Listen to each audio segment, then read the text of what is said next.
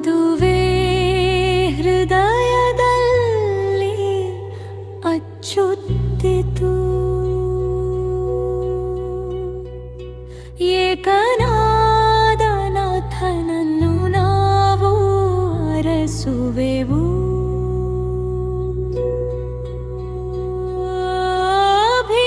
ಅಭಿಮಾನದಿಂದ ನಾವು ಓದುವೆವು.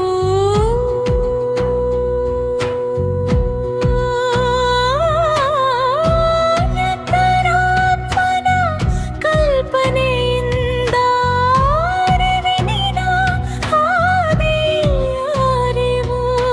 ನೀನಿನ ವಾಹಕರು ಈ ಪಂಡಿತರು.